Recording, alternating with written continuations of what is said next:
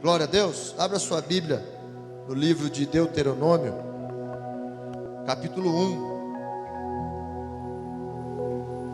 1, verso 28.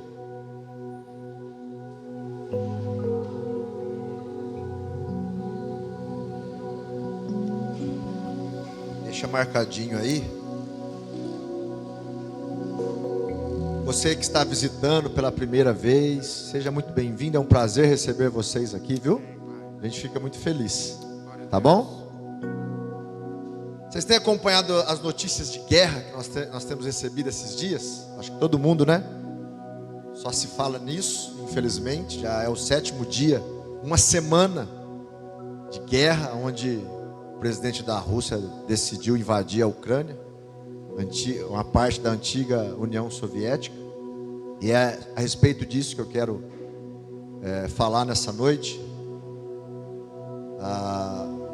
Muitos se perguntam por que isso, né? Por que esse homem está com esse desejo de tomar esse país, né? Com esse regime ditatorial, essa coisa de faz o que eu mando e obedece sem falar nada. Por quê?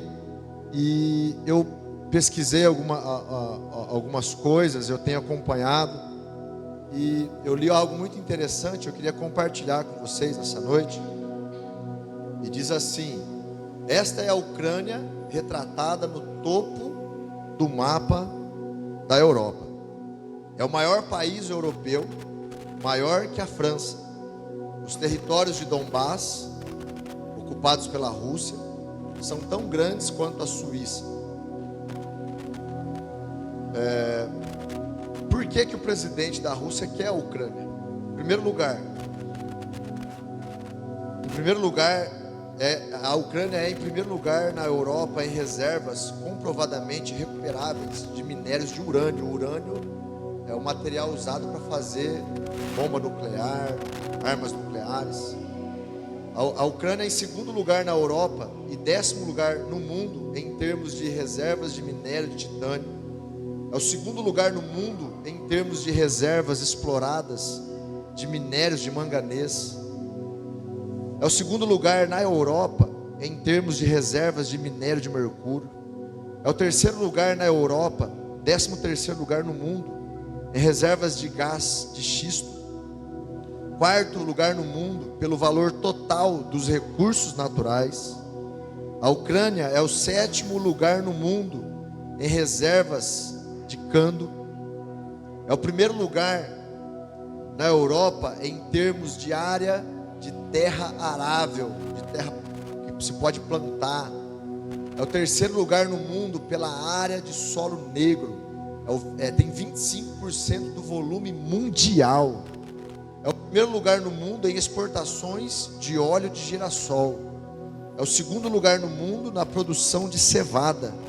E quarto lugar nas exportações de cevada. O segundo lugar na Europa e quarto lugar no mundo. É o terceiro maior produtor e o quarto maior exportador de milho do mundo. Então é o terceiro maior na Europa e o quarto maior exportador de milho do mundo. É o quarto maior produtor de batatas do mundo. É o quinto maior produtor de centeio do mundo. É o quinto lugar no mundo em produção de abelhas. São 75 mil quilos. É o 8º lugar no mundo em exportações de trigo. Você vai ver que o pão vai ficar mais caro agora por causa da guerra, né? Não sei se você já tem percebido isso. É o 9º lugar no mundo na produção de ovos de galinha. É o 16º lugar no mundo em exportações de queijo. Então, a Ucrânia ela pode atender as necessidades alimentares de alimentar 60 milhões de pessoas. Por isso, o presidente da Rússia está de olho na Ucrânia. Ele quer a Ucrânia, não admite ter perdido esse território, que fazia parte da antiga União Soviética. A Ucrânia é um país industrializado. É o primeiro lugar na Europa na produção de amônia. É o segundo maior da Europa e o quarto maior do mundo em sistema de gasodutos de gás natural. É o terceiro maior da Europa e sexto maior do mundo em termos de capacidade instalada de usinas nucleares. É o terceiro lugar na Europa e o 11º no mundo em termos de comprimento de rede ferroviária, de linha de trem. Tem 21.700 quilômetros de linha de trem. É o terceiro lugar no mundo na produção de localizadores e equipamentos de localização. Só perde para os Estados Unidos e para a França. É o terceiro maior exportador de ferro do mundo. É o quarto maior exportador de turbinas para usinas nucleares do mundo. É o quarto maior fabricante mundial de lançadores de foguetes. É o quarto lugar no mundo em exportações de argila. É o quarto lugar no mundo em exportações de titânio. É o 8º lugar no mundo em exportações de minérios e concentrados. É o 9º lugar no mundo nas exportações de produtos da indústria da defesa. E é o 10º maior produtor de aço do mundo. A Ucrânia é um país muito rico, muito promissor. E é por isso que a Rússia, a antiga União Soviética, quer anexá-la de volta, quer tomá-la de volta. Porque economicamente seria muito bom para a Rússia, militarmente, né? Seria muito bom para a Rússia. Então, quem são os inimigos da Ucrânia? A Rússia, principalmente, né? A Bielorrússia, é um país do lado ali que tem emprestado o seu território para que a Rússia pudesse entrar na Ucrânia. E a Crimeia, que era parte da Ucrânia, que foi tomada pela Rússia, então ali faz parte da Rússia também. Então a Rússia entra por esses pontos, pela própria fronteira com a Ucrânia, pela fronteira da Bielorrússia e pela Crimeia. Quem são os aliados? Quem são os amigos? Quem são os parceiros da Ucrânia? Ninguém. No momento ela está sozinha. Ela quer fazer parte da União Europeia, dos países da Europa, do Ocidente. Ela quer fazer parte da OTAN, que é a Organização do Tratado do Atlântico Norte. São os Estados Unidos e os amigos, que seria a maior potência militar falando hoje. Então, a Ucrânia tem bastante inimigos, não em números, mas em poder. A Rússia é o segundo país mais forte, se falando em poder bélico, poder de guerra, poder militar. Mas de amigos, de parceiro, de aliados, ela não tem. Ela tem hoje todo o restante do mundo que tem compaixão do que está acontecendo com a Ucrânia, não é verdade? É muita tristeza ver famílias sendo separadas, mães tendo que ser fortes, deixando o marido para trás, não sabendo se vai vê-lo novamente por causa da guerra que ele vai ter que enfrentar, porque ele foi proibido de sair do país. Homens de 18 a 60 anos são proibidos de deixar o país. Então as mães têm que se fazer de forte, não pode chorar, pegar suas crianças e sair com uma malinha, uma sacolinha, um bichinho de pelúcia para a criança dela, e sair do país para um país que ninguém conhece, que ela não conhece ninguém, que ela não tem nada ali, não tem bem nenhum, não tem trabalho, não sabe onde vai ficar, não sabe onde vai dormir, não sabe onde vai fazer as suas necessidades, e ela tem que sair dali e deixar o marido. E muitas vezes, na maioria, nunca pegou numa arma, não sabe como se defender, não sabe como agir, mas é isso que está acontecendo, e por isso toda a população mundial tem tido compaixão da Ucrânia, desses dias que tem acontecido essa invasão.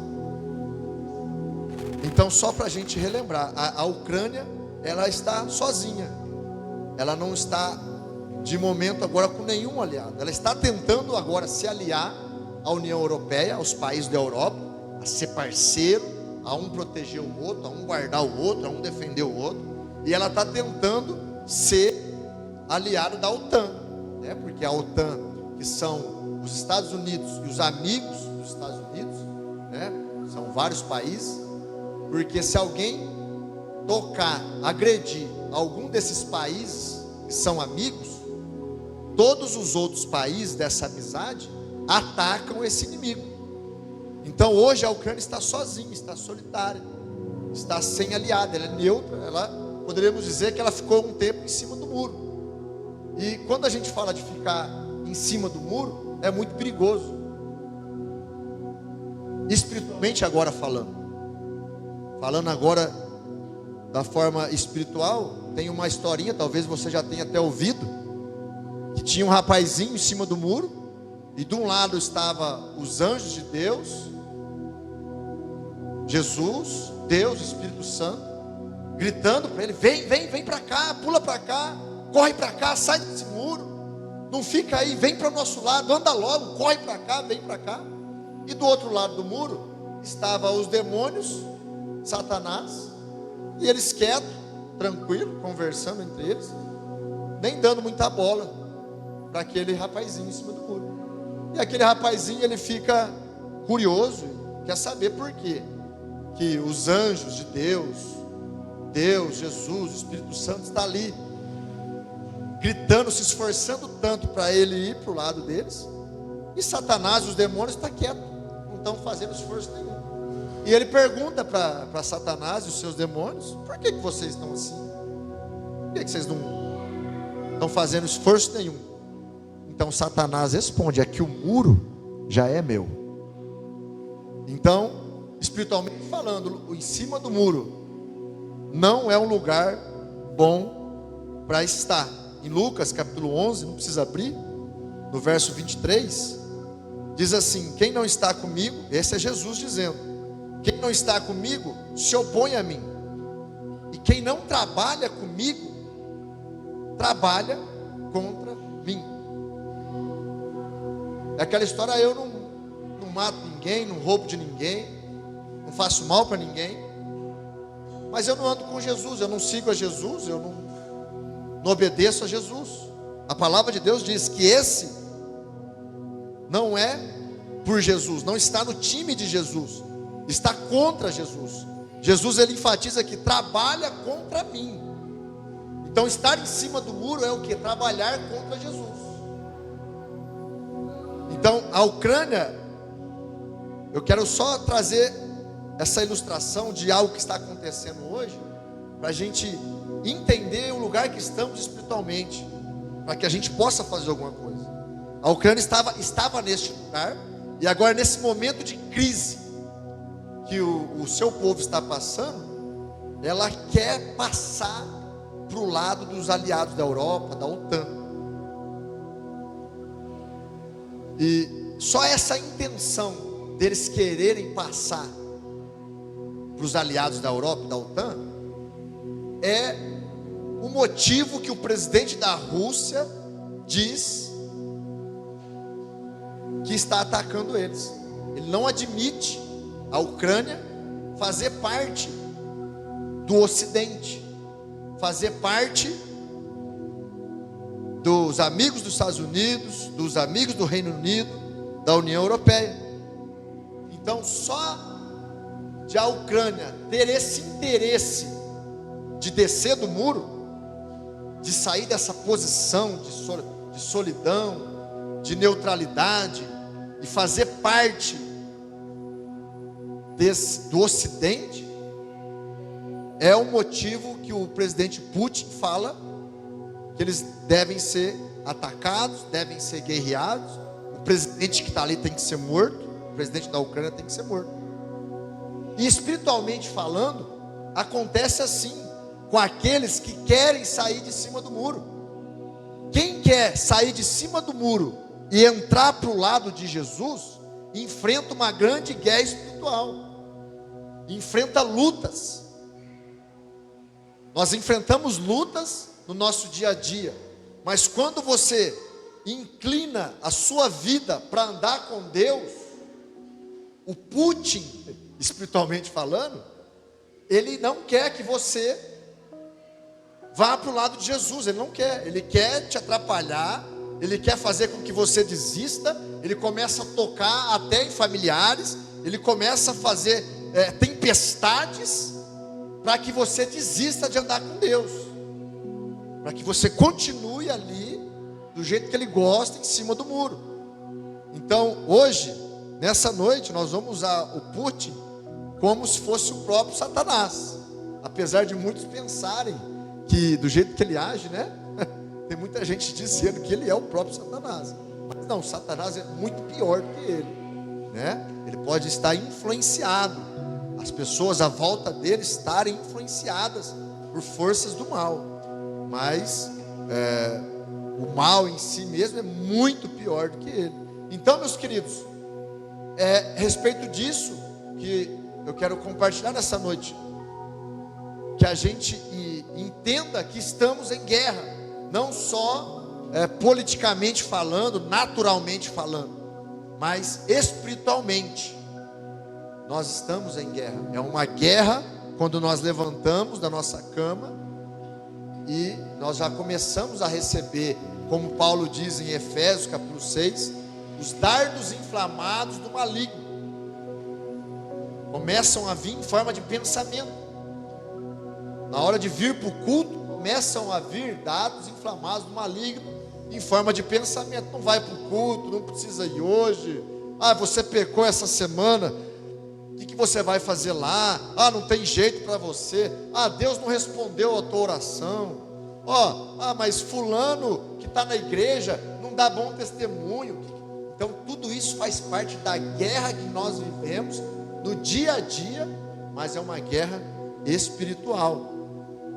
E nós precisamos estar atentos a isso, entendendo isso, viver com essa intencionalidade, ou seja, com essa intenção consciente. Olha, eu estou numa guerra. A minha carne tem o desejo de fazer algo que vai contra a vontade de Deus, mas o meu espírito está guerreando com ela, e a minha carne guerreando com o espírito. Então eu tenho que fazer a vontade de Deus no espírito, e não fazer a vontade da minha carne. Não jogar uma bomba lá no Putin. Não, eu tenho que orar pelo Putin. Eu tenho que orar para que haja paz. Eu tenho que orar para jogar uma bomba lá no Bolsonaro. Não, eu tenho que orar pelo Bolsonaro. Eu tenho que orar para jogar uma bomba no Dória. Não, eu tenho que orar pelo Dória. Paulo diz que nós temos que orar pelas nossas autoridades, né? Então isso é fazer a vontade de Deus. Isso é fazer a vontade do Espírito, não fazer a vontade da carne.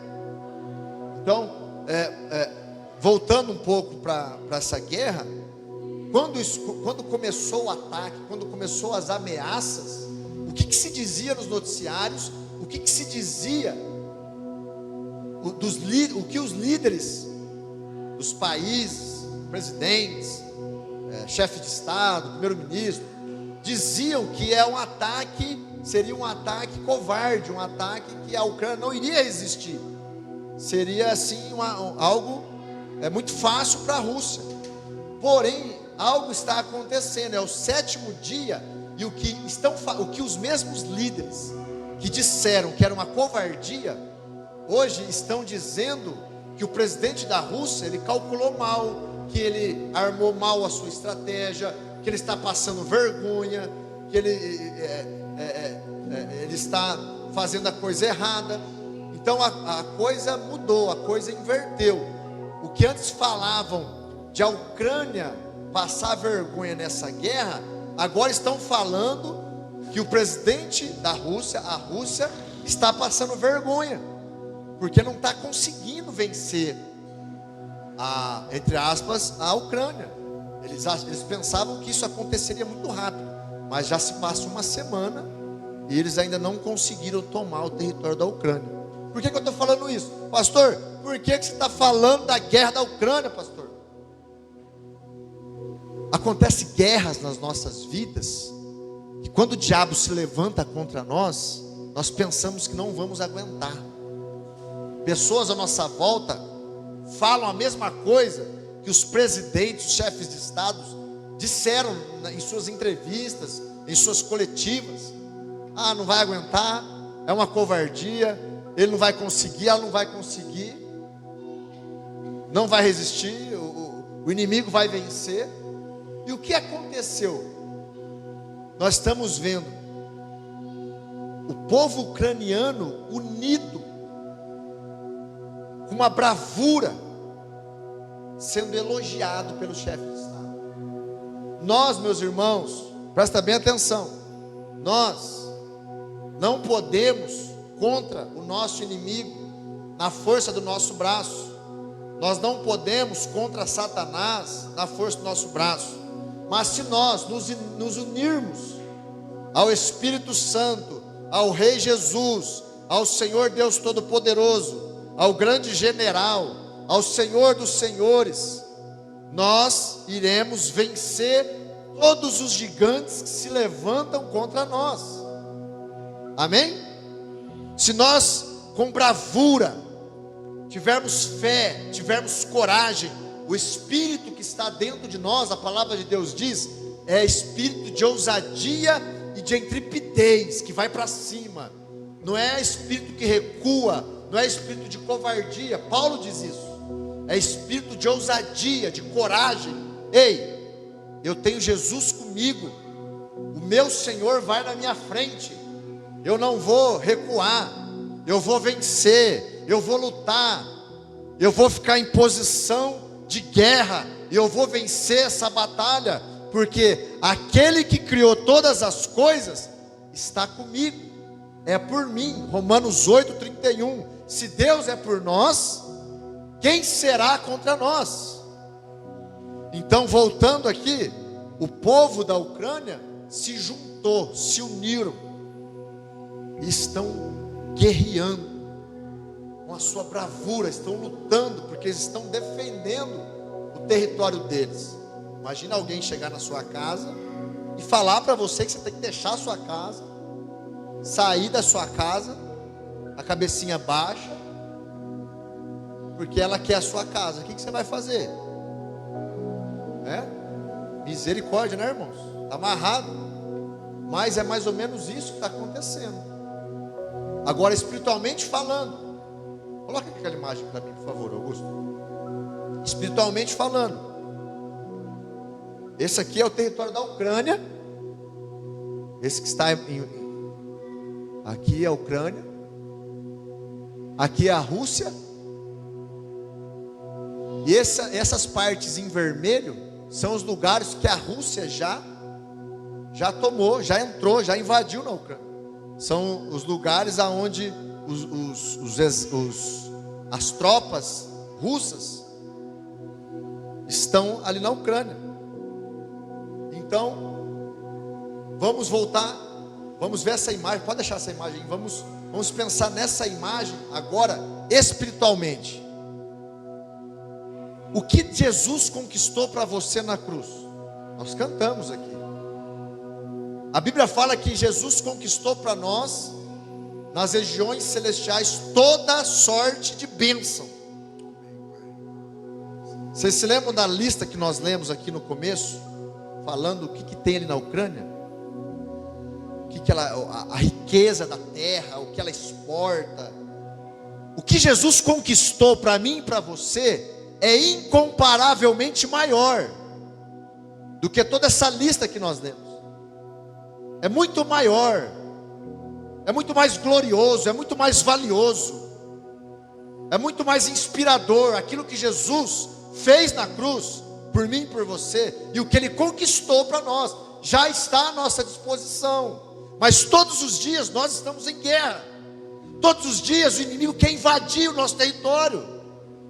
Todos os dias ele quer invadir a nossa mente. Todos os dias ele quer invadir os nossos sentimentos, a nossa alma. Todos os dias ele quer roubar a nossa salvação, porque ele te perdeu.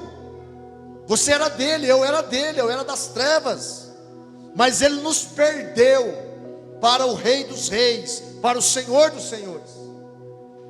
E ele não aceita isso. Ele não aceita isso. Ele está condenado às trevas eternas, ao inferno, ao lago de fogo e enxofre. E ele quer que nós, presta bem atenção aqui em mim, ele quer que nós também percamos esse lugar que ele perdeu. Vocês se lembram que Satanás era o anjo de luz que foi expulso do céu, né? Foi expulso do território dele porque ele pecou, porque ele se rebelou contra Deus. Então, da mesma forma, agora Deus nos inseriu no seu reino, no reino de luz, do Filho do seu amor. Então, a guerra hoje, meus irmãos, que nós precisamos sempre acordar pela manhã e estar atento, não desatento, displicente, viajando na maionese, mas entendendo que nós estamos em constante guerra.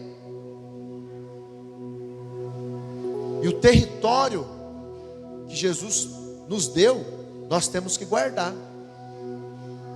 Nós temos que proteger. Nós vimos aqui que a Ucrânia, nós estamos vendo que o povo da Ucrânia, até mulheres resolveram ficar, e elas estão construindo armas caseiras, coquetel molotov, para de alguma forma guerrear contra os russos. E nós podemos olhar e dizer: olha lá, coitados, aquilo ali não, coitados, não tem o que fazer. Mas, meus irmãos, espiritualmente falando, foi a mesma coisa que Golias disse para Davi quando viu ele com a funda.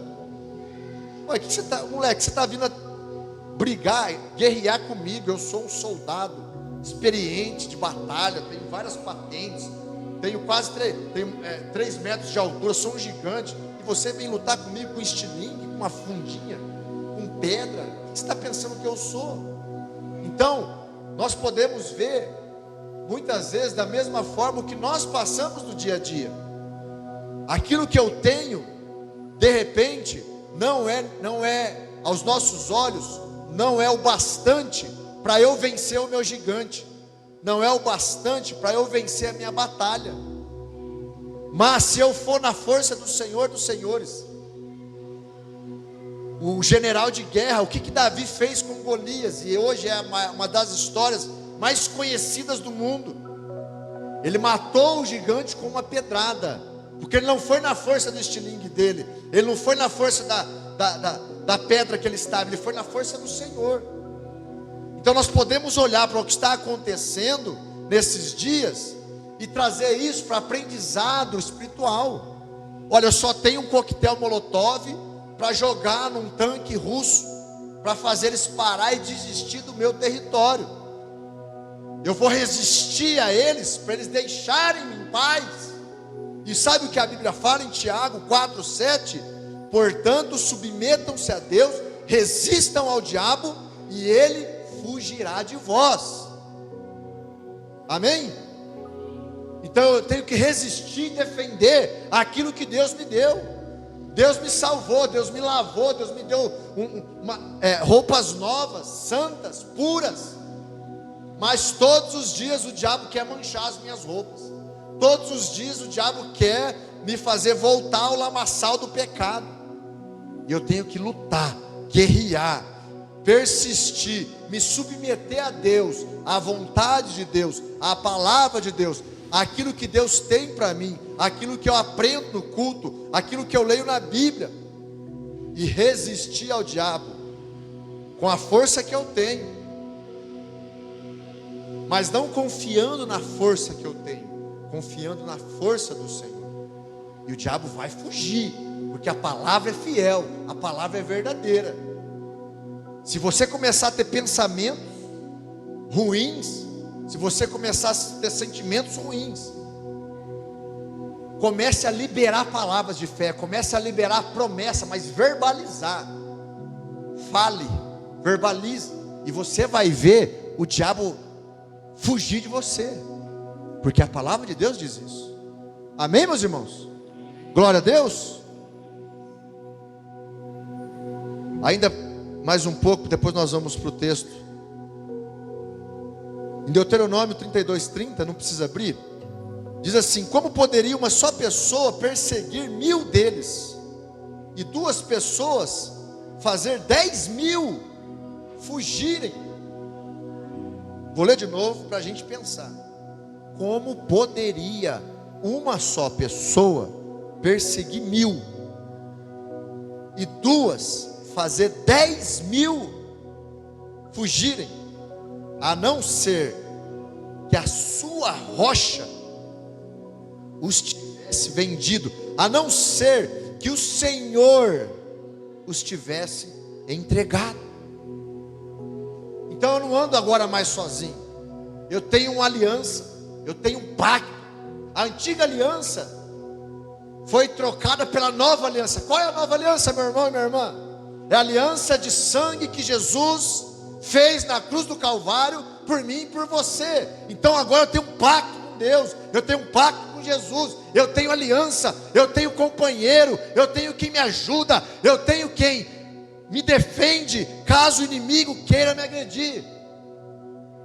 Mais e mais, eu tenho poder dentro de mim para lutar contra os meus inimigos, mesmo que eles sejam mais fortes do que eu. O Espírito Santo veio habitar dentro de nós. 2 Coríntios vai falar das nossas armas. Quais são as armas da nossa milícia? São armas de fogo, são granadas, tanques de guerra, armas nucleares? Não. 2 Coríntios 10:4, Paulo diz assim: porque as armas da nossa milícia não são carnais, e sim poderosas em Deus. Davi, a fundinha de Davi, o estilinguinho, né? Hoje, nos dias de hoje, poderia ser um estilinguinho. Não era forte, não continha força nela mesma, mas era poderosa em Deus. A ação que ele teve, a ação que ele teve foi poderosa, foi poderoso em Deus. A fé que ele teve em Deus, a confiança que ele teve em Jesus, foi poderoso. Então, e sim poderosas em Deus, para destruir fortalezas, anulando nossos sofismas, enfim. As nossas armas são poderosas em Deus. E todos nós, crentes, que entregaram sua vida para Jesus, que cremos em Jesus, que dissemos que andamos com Jesus, todos nós, ao contrário do povo da Ucrânia, que não tinha preparo, que não tem preparo para utilizar ali as metralhadoras, as granadas, não tem preparo.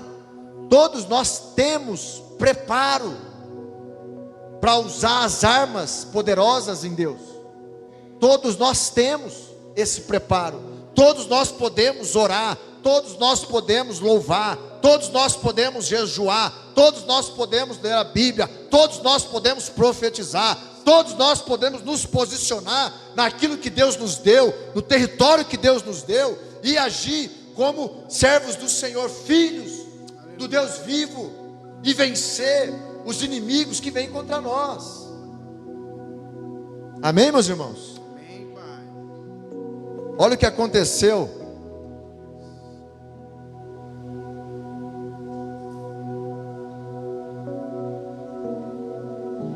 Segunda Reis 6:14 diz assim: então enviou para lá cavalos, carros e fortes tropas. Cenário de guerra. Os inimigos do povo de Deus enviaram cavalos, carros e fortes tropas. É o que nós estamos vendo hoje na TV. Chegaram de noite, cercaram a cidade, estavam aguardando o comando. Alguém dizer fogo, tendo se levantado muito cedo, o moço do homem de Deus, ou seja, o discípulo de Eliseu, do profeta Eliseu, tendo levantado muito cedo o moço do homem de Deus e saído, eis que as tropas, cavalos e carros haviam cercado a cidade. Tenta imaginar o cenário. Talvez você muitos aqui conhecem esse texto, já ouviu pregações a respeito desse texto, mas tenta imaginar esse cenário. As tropas, os carros haviam cercado a cidade. Então o discípulo de Eliseu disse: ai, meu Senhor, o que faremos? Com medo, morrendo de medo. Eliseu então respondeu: não tenha medo, porque mais são os que estão conosco do que os que estão com eles. Orou Eliseu e disse: Senhor, eu peço-te que abra os olhos do moço, do meu discípulo, para que ele veja. O Senhor abriu os olhos do moço. Que olhos que está falando aqui, meus irmãos? São os olhos naturais? Não, são os olhos espirituais.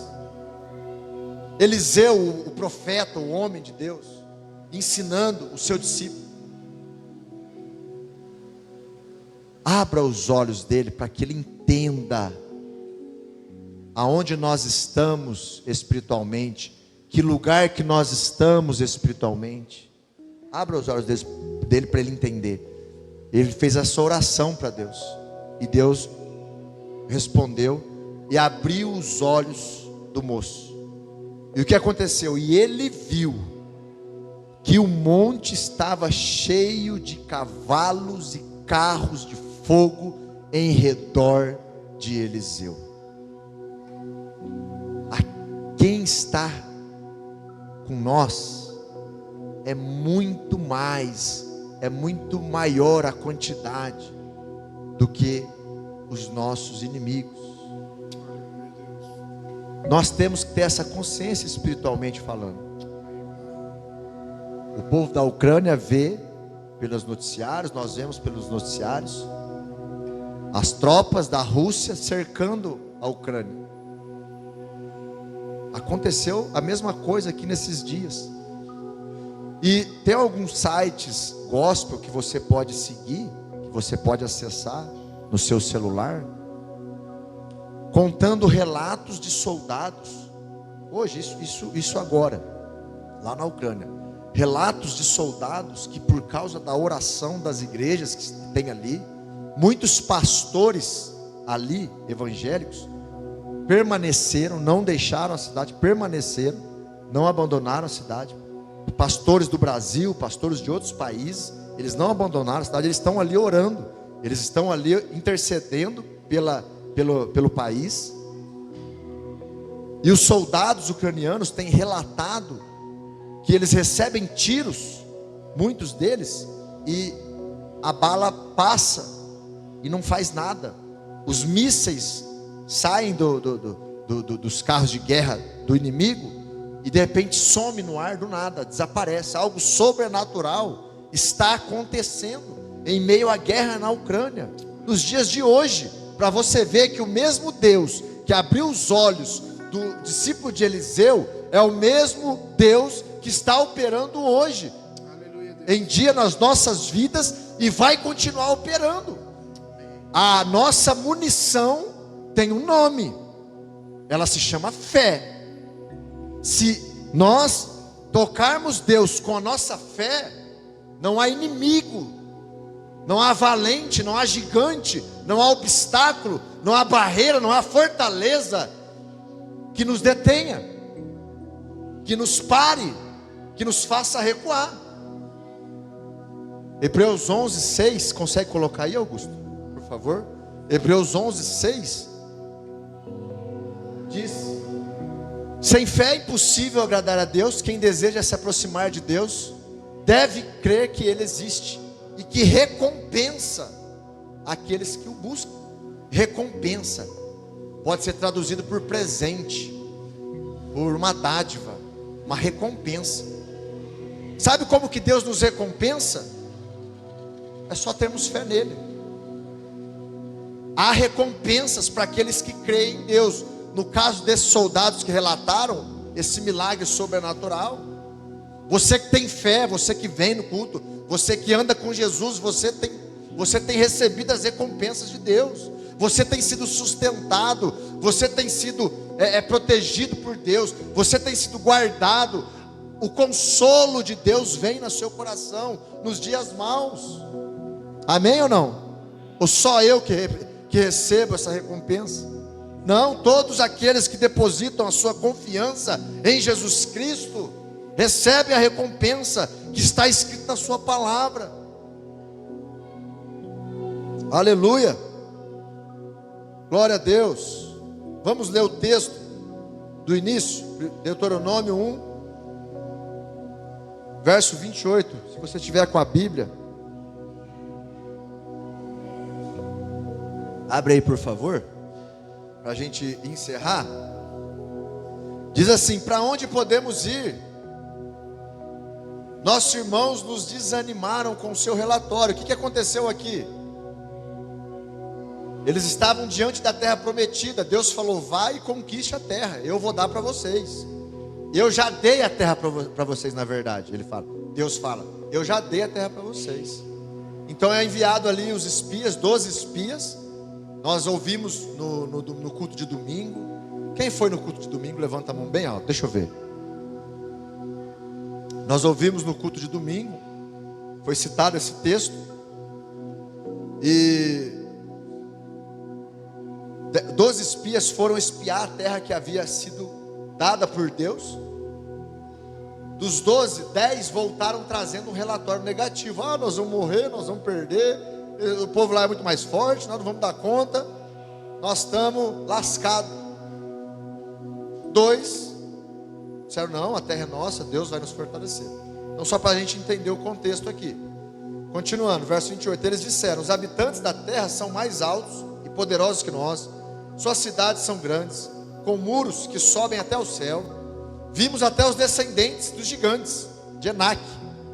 Verso 29, eu lhes disse, Moisés dizendo: não entrem em pânico, nem tenham medo deles. Verso 30, o Senhor, seu Deus. Deus de quem? Deus de quem, irmãos? Fala bem alto aí, Deus de quem? Fala assim: meu Deus, meu Deus. O Senhor, seu Deus, irá diante de vocês. Ele lutará em seu favor, conforme tudo que vocês o viram fazer no Egito. Irmãos, lá no Egito, Deus já tinha provado para eles que Ele estava a favor do povo. Ele já tinha tirado o povo do Egito com mão forte, enviado pragas para o Egito, para o faraó, matado os primogênitos dos egípcios, feito o povo passar pelo mar vermelho em terra seca. Milagres já havia sido feito. E Moisés relembra eles: vocês viram, queridos, trazer à memória o que nos dá esperança. Jeremias diz: quero trazer à memória aquilo que me pode dar esperança. Quando você olhar para o seu gigante, quando você olhar para a sua batalha, quando você estiver diante de uma barreira intransponível, impossível de passar, lembra o que Deus já fez na sua vida, mesmo nós sem merecer, pela bondade dEle, pela graça dEle, pela misericórdia dEle. Peraí, o que Deus já fez na minha vida? Ele vai fazer, Ele não mudou, Ele é fiel. Mesmo que eu seja infiel, Deus permanece fiel, Deus continua sendo fiel, Deus continua zelando da palavra dEle. Ele deu o Filho dEle para morrer no meu lugar. O que mais Ele vai negar? Ele vai adiante de mim. Verso 31, também viram como o Senhor seu Deus cuidou de vocês ao longo do caminho, enquanto viajavam pelo deserto, como um pai cuida de seu filho. Agora Ele os trouxe a este lugar. Verso 32. Depois eu leio 32, 31. Então, como um pai cuida de um filho, Moisés está dizendo aqui, foi que Deus trouxe o povo de Israel, o seu povo, o povo escolhido, que Israel hoje representa a igreja hoje representa Israel do Antigo Testamento, como um pai excelente, um pai perfeito, não um pai mau, não um pai ruim, não um pai que erra, um pai que falha, um pai que não erra, um pai que não falha, um pai perfeito, cuida do seu filho. e Ele os trouxe a este lugar. Ei, espera aqui, eu estou caminhando com Jesus, eu estou na batalha do dia a dia. Se até aqui Jesus me trouxe, será que Jesus me trouxe até aqui para me destruir, para acabar com a minha vida, para me fazer um derrotado? Não, se Jesus está comigo, se eu estou andando com Jesus, como Ele tem cuidado de mim, Ele vai continuar cuidando de mim. Moisés estava trazendo isso à memória do povo. Aí no verso 32 ele diz: no entanto, porém, tem uma condição. Mesmo depois de tudo que ele fez, vocês se recusaram a confiar no Senhor, seu Deus. Olha só, como nós vamos vencer as guerras, como nós vamos vencer as batalhas, como nós vamos destruir os inimigos. É confiando no meu braço, é confiando em mim mesmo, é confiando no que eu sei fazer, é confiando naquilo que é na minha inteligência, no meu intelecto. Não, eu vou vencer os meus inimigos confiando no Senhor. Quem que é o Senhor? Meu Deus, o Deus de Abraão, o Deus de Isaac, o Deus de Jacó, o Deus que ressuscitou Jesus no terceiro dia, na Páscoa. Ele ressuscitou Jesus. Por que Ele ressuscitou Jesus? Por amor de mim, por amor de nós, para que agora houvesse essa ponte entre nós e o Senhor nosso Deus. O pecado tinha quebrado essa ponte, o pecado tinha destruído essa ponte. Você viu a notícia do jovem que ficou lá na ponte para impedir o exército russo de passar? E ele armou lá as dinamites, as bombas, só que tinha que ficar alguém para destruir, para armar as bombas, para destruir, para o exército russo não passar. Todos os amigos dele foram embora e começaram a chamar ele: vem embora, vem embora, vem embora. Ele falou: não, peraí, alguém tem que destruir essa ponte, senão o exército vai passar, os inimigos vão passar. O que ele fez? Ele sacrificou a vida dele e destruiu a ponte, se explodiu junto com a ponte, para salvar o povo dele. Jesus fez o contrário, Ele fez uma ponte para nós. Ele não destruiu, a ponte já estava destruída pelo pecado, mas Jesus, Ele construiu a ponte, morrendo por nós na cruz, e sendo ressuscitado no terceiro dia. Esse é o Deus que a palavra diz que Ele vai adiante de nós. Esse é o nosso Deus que está conosco na batalha. Esse é o Deus que peleja por nós. No capítulo 3 de Deuteronômio, verso 22, diz assim: não tenham medo dessas nações, pois o Senhor, seu Deus, lutará por vocês. Meus irmãos,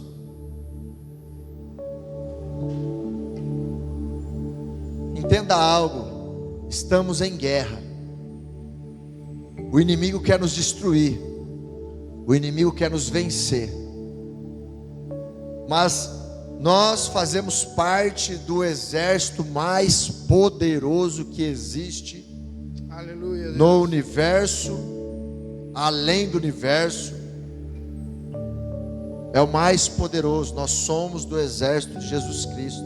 Aleluia, Pai. Nós precisamos confiar em Jesus, nós precisamos descansar em Jesus, nós precisamos ter coragem, ter fé, andar em fé e descansar nele. E Ele vai lutar por nós, Ele vai lutar as nossas guerras, Ele é fiel. Sim, sim. Quando o homem pecou, não foi o homem que construiu a ponte para ter acesso de volta a Deus. O homem pecou e destruiu a ponte, mas o próprio Deus reconstruiu a ponte através do seu Filho. Amém? Vamos ficar de pé no nome de Jesus?